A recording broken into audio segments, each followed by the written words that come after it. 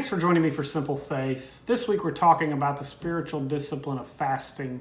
Fasting really just means refraining or abstaining from something for a short period of time that we depend on.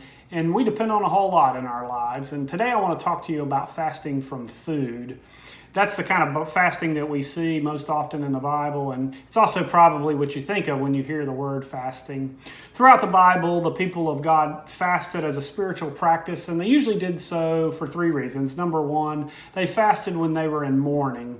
If a member of their family passed away and they were grieving the loss of a loved one, or if they were lamenting what was going on in the world around them, they would often fast as an expression of that grief, an expression to God and to their neighbor that they were grieving.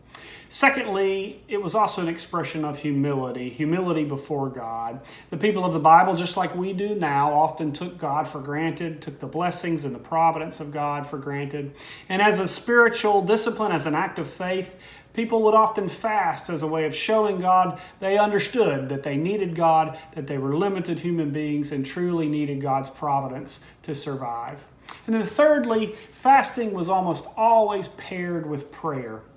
Fasting and prayer went hand in hand. When you wanted to pray with fervor or with faithfulness, to truly prove your faithfulness in your prayer, to pray with your whole life, you would often fast as well as pray. And it was a way of asking for God's blessings and asking for God's faithfulness by showing your faithfulness to God too. Now, if you would like to try to fast, I want to give you 2 or 3 little tips. First and foremost, stay safe. Fasting is not an easy thing for people to do, especially if you have health concerns or dietary issues. It may be impossible for you to do. So in that case, make sure you check with your doctor before you do anything.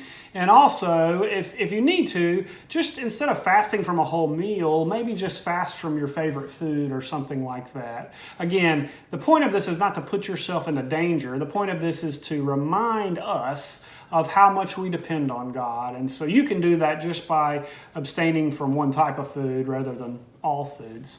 Secondly, I would say start small. A marathon runner can't walk out the door on the first day and run a full marathon. It takes time and it takes training, and it's the same thing with fasting. You're not going to be able to fast for a whole week or a whole month just by starting just like that. You're going to have to practice. And so start small. Maybe just move a meal for 30 minutes from 12 to 12:30 or 12:30 to 1. Even that little bit might get your tummy growling enough where you feel that physical need to eat, and it will be a reminder to you that your life depends on the food that you eat. That food comes from hands that harvested it and prepared it, and it also comes from the providence of God.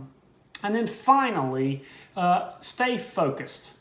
It's so hard to complete a fast, whatever fast you have set before yourself, when you're focusing on yourself and you're focusing on all those body triggers and those body signals that are telling you you're hungry and you need food.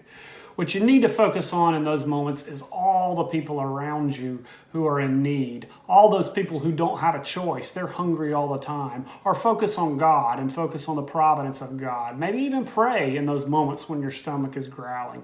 But try to stay focused on those things around you, those people who you can help with your time and your energy rather than focusing on yourself.